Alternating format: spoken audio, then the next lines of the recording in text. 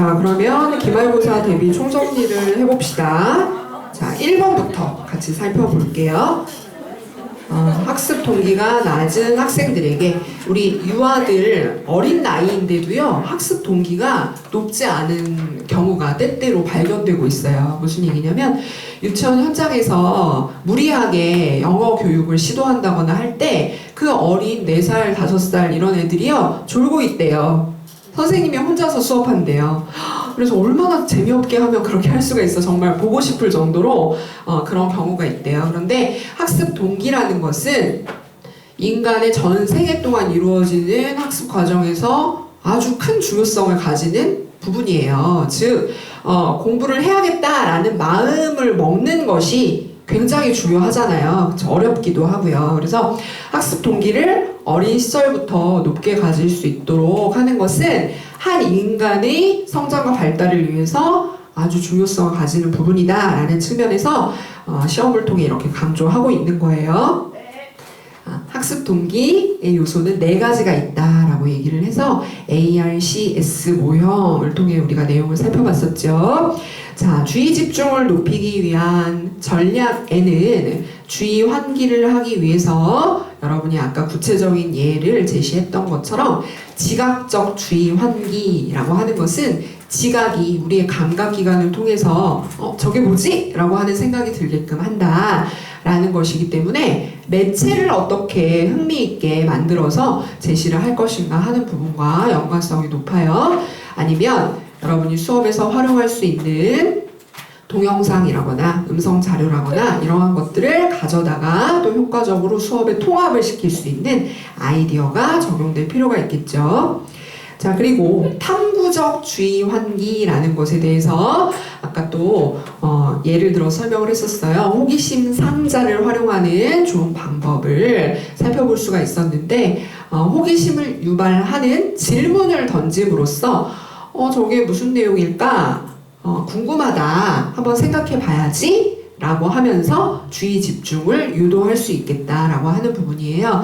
그래서 다소 엉뚱한 질문을 던진다거나 나에게 익숙하고 나의 경험과 관련되는 질문으로 편안하게 시작을 하게 한다거나 어떤 에피소드를 제시하면서 거기에 몰입해서 생각해 볼 수 있는 질문을 던진다거나 하는 방법들이 활용되고 있죠. 자, 2번째 요소로는요, 관련성이라는 부분인데요. 자, 수업 중에 하는 활동이 나의 실제 생활, 삶과 동떨어지지 않았다라는 생각이 들도록 해야 돼요. 그게 동떨어졌다라고 생각하면 수업이 끝날 때까지 내가 기억할 필요 없잖아? 그냥 시험이 보고 나면 당연히 다 잊어버려도 되는 것처럼 받아들일 수가 있겠죠. 자, 관련성을 높이기 위해서는요, 학생들에게 친숙한 사례를 찾아서 제시를 하는 것이 좋다라고 하는 것. 그리고 학습 목표를 설정할 때도 자, 오늘 수업을 통해 실제적으로 적용해 볼 수 있는 부분이 무엇인가 하는 것을 강조하는 전략이 효과가 있겠다라고 하는 것이었어요. 자, 3번째 요소는요, 자신감을 높이기 위해서는 어떻게 할 것인가 하는 부분인데요. 수업에서 많은 유아들이 참여하고 그 유아들의 개별 수준이 다르기 때문에 그 수준을 고려한 성공할 수 있는 다양한 기회를 제시하자라고 했었죠. 그래서 활동을 설계하고 실행을 할 때는 난이도 조절을 하는 데 있어서 쉬운 것에서 어려운 것으로 접근할 필요가 있겠다. 그죠? 근데 대부분의 유아들이 아주 인지발달 수준이 높다라고 하면 또 유연성을 고려할 필요가 있어요. 유연한 접근을 할 필요가 있어요. 무슨 얘기일까요? 아주 똑똑한 영재들만 내가 수업을 하게 되었다라고 하면 너무 쉬운 것을 제시를 하면요, 얘네들이 이 수업 너무 시시할 것 같은데? 이렇게 잘못 생각을 할 수가 있어요. 그래서 아예 얘는 정말 보통이 아니구나 라는 판단이 교사로서 들었다라고 한다면 아주 어려운 것을 도전적으로 처음부터 제시를 하는 것도 필요한 경우가 있을 수 있다라는 얘기예요. 자, 그리고 자신감을 높이기 위해서는 오늘 학습 목표에 도달하기 위한 성취 기준이 어떻게 되는가라고 하는 것을 명확하게 알려줘서 수업의 초반에 안내를 해줌으로써 이런 활동들이 기다리고 있는데 거기에 참여를 잘 했을 때는 여러분에게 좋은 결과가 있을 겁니다 라고 하는 것을 구체적으로 알려주고 그 활동마다 무엇을 잘 했는지, 그죠? 그리고 고칠 부분이 있다면 어떠한 것을 고치면 내가 더 개선이 되는가 하는 피드백을 제공해 주면 나 지금보다 더 발전할 수 있는 거구나 라고 하는 자신감을 높이게 된다 라고 볼 수 있는 것이죠. 자, 마지막 내용은요.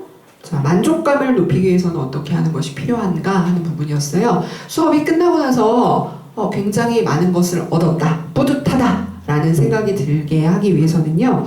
먼저 첫 번째, 자연적 결과라고 해서요.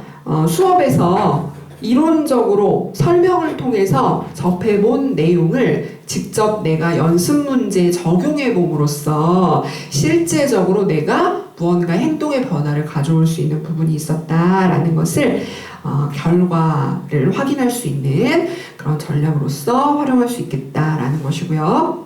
자, 두 번째는 긍정적 결과를 강조한다라는 것은 여러분이 어떤 배지라거나 스티커라거나 이런 외적인 보상 전략을 직접적으로 활용했는데요. 이와 같이 활동을 잘했다라고 하는 보상이나 적절한 강화를 제공해 줌으로써 긍정적인 결과를 강조하는 전략을 또 활용할 수 있겠다라고 하는 부분이에요. 그리고 마지막으로 만족감을 높이기 위한 전략으로서 공정성을 또 고려하는 전략을 구사할 수가 있겠는데, 그것은 뭐냐면 수업에 열심히 집중해서 적극적으로 참여를 했더니 정말 내가 그 학습 목표에 도달하게 되었다라고 하는 평가의 결과와 그리고 수업에서의 과정, 참여 활동 이런 것들이 직접적으로 연결되어 있다라는 생각이 들게끔 긴밀하게 수업 설계를 하고 실행을 하는 데 있어서도 고려할 필요가 있겠다라고 하는 부분이에요. 자, 그래서 여기 나와 있는 4가지 전략에 대한 예를 구체적으로 제시할 수 있도록 해보세요. 자, 그러면 두 번째 내용으로 갈게요. 자, 두 번째는 기술의 발전에 따른 교사의 역할이 어떻게 변화될 것인가 하는 부분이에요. 여러분, 우리가 살고 있는 사회는요, 다양한 용어를 통해 설명이 되죠. 그런데 무슨 사회라고 표현을 하나요?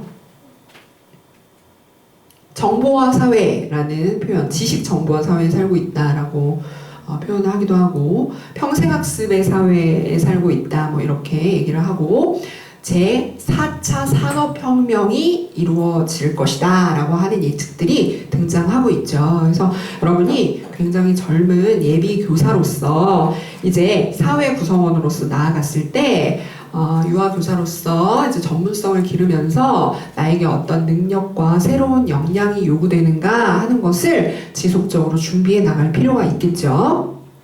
그런데 기술의 변화, 테크놀로지의 발전이 아주 극심하게 이루어지고 있는 시대에 살고 있어요. 그래서 우리가 교사로서 어떤 능력을 이제 보유하기 위해서, 그리고 학생들에게, 유아들에게 어떤 도움을 줄 수 있는가 하는 측면에서 이제 이 문제를 생각해 봤으면 하는데요. 자, 교육 분야에도 기술의 발전, 특히 정보통신과 관련되는 기술이 도입됨으로 인해서 큰 변화가 이루어지고 있다라고 하는 내용이고요. 자, 아까 퀴즈를 통해서 새로운 교육의 패러다임이라고 하는 것이 소개되어서 현장에 도입되고 있다라는 것을 살펴봤는데요. 어떤 패러다임이에요? 구성주의, 그죠? 구성주의의 핵심 키워드는 학습자 중심의 활동이라는 것이에요. 즉, 이전의 구성주의 이전의 객관주의 패러다임 하에서는 잘 짜여진 교과서 속에 들어있는 내용을 교사가 학생에게, 유아에게 잘 전달을 해주자라고 하는 관점이 중요했는데 비해서 이제 구성주의 학습 패러다임 하에서는 학습자, 유아들이 능동적으로 적극적으로 활동에 참여해서 뭔가 실질적으로 해보는 기회를 갖는 것을 훨씬 더 강조하고 있다라는 것이죠. 자, 이러한 현상들은요, 우리 주변에서 찾아볼 수가 있는데요. 여러분 지금 대학에서 공부를 하고 있는데 이렇게 학교에 등교하지 않고서 자기가 원하는 학습을 할 수가 있어요. 그런 대학이 있어요. 그게 뭘까요? 사이버대학이나 방송통신대학처럼 매체를 통해서 학습이 가능한 시대에 살고 있기 때문에 사실 누가 설명을 잘할 것이냐, 잘 가르치느냐 하는 것은 그렇게 큰 의미를 갖지 않을 수 있어요. 왜냐면 그것을 나에게 잘 설명해 줄 수 있는 매체를 찾아서 학습을 할 수 있는 기회가 열려 있기 때문인 것이죠.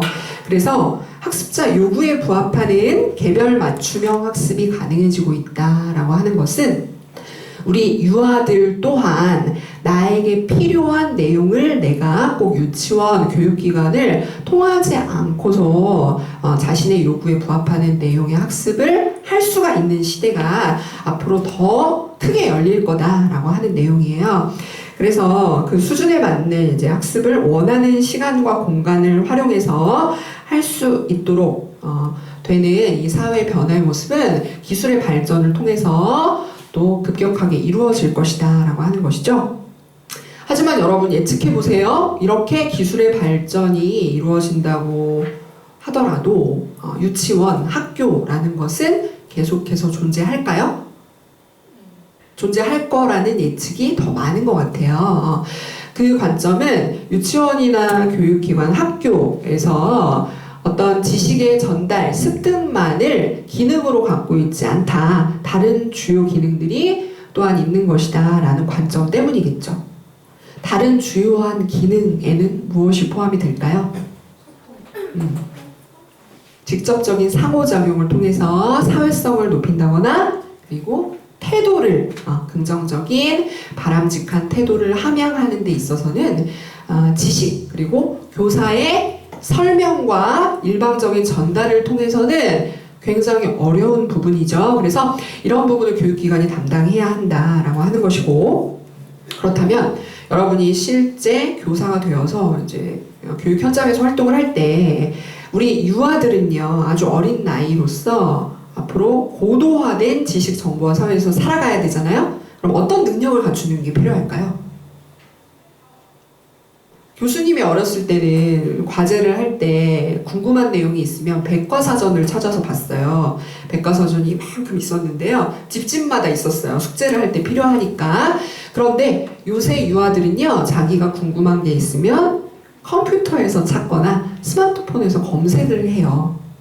벌써 그런데 능숙해요. 교수님 딸내미 7살짜리도 자기가 궁금한 게 있으면은 한글 이 문자 보내는 것도 어떻게 알아가지고 또 막 이렇게 검색을 해서 찾아요. 그래서 아주 우리 세대보다도 더 정보와 관련되는 기본적인 활용 능력을 갖추고 있구나라고 하는 생각을 해볼 수가 있겠는데, 자기에게 필요한 정보를 찾는 능력이 필요할 거예요. 그죠? 탐색하는 능력과 그것을 활용하는 능력이 더 요구될 것이다. 그러면 정보를 찾아서 어디에 활용할 수 있기 때문에 이렇게 필요한 걸까요? 아까 과제를 하기 위해서 필요하다라는 예를 들었는데요. 조금 더 폭넓게 생각을 해보면 여러분이 이제 가르쳐야 하는 유아들이 성장해서 어떤 의사결정을 스스로 내려야 될 거 아니에요. 그죠? 의사결정을 내려야 하는 상황에서, 그리고 그 유아들에게 다가오는 문제를 해결하기 위해서 다양한 정보를 찾아서 내가 판단을 하는 그런 능력이 요구될 것이다. 그런 관점에서 정보를 탐색, 활용하는 능력을 보유할 수 있도록 교사가 지원을 해줘야 돼요. 그래서 이런 학습 경험이 이루어질 수 있는 수업을 준비해야 되는 거예요. 그죠? 내가 선생님이기 때문에 잘 준비를 해서 설명을 완벽하게 해줄 거야. 이거는요, 사실 현대 구성주의 학습 패러다임에 부합하는 수업이라고 보기는 어려워요. 그죠? 왜냐하면 내가 설명을 하더라도 학습이라는 것은 그대로 이루어지는 것이 아니기 때문에요. 그래서 직접적으로 유아들이 경험할 수 있는 학습 활동을 계획해야 한다라는 것이 교사가 해야 하는 주요 역할 중에 하나이고요. 그러기 위해서 내가 잘 짜여진 설명을 준비하는 것이 아니고 학습 환경을 어떻게 구성할 것인가 하는 부분에 좀 더 초점을 맞추어서 준비를 할 필요가 있겠다라고 하는 것이에요.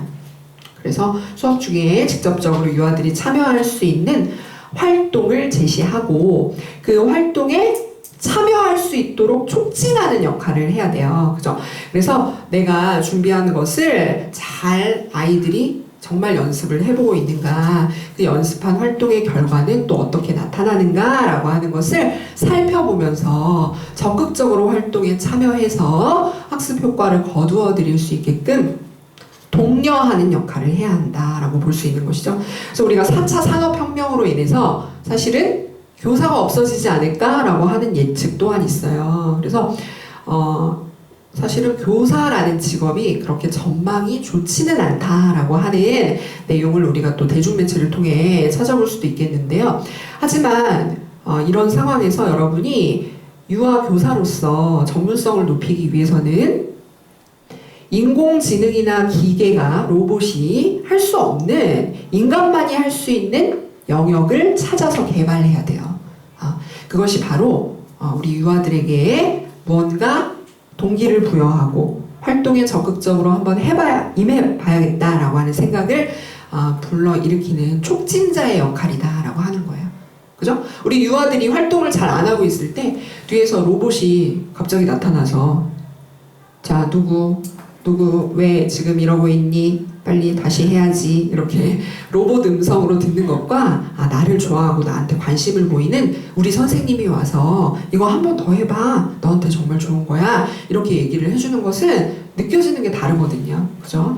그래서 앞으로 사회 변화에 따라서 기술의 발전에 따라서 교사로서 어떤 능력을 이제 갖추어야 하는가에 대해서 잘 정리를 해보세요.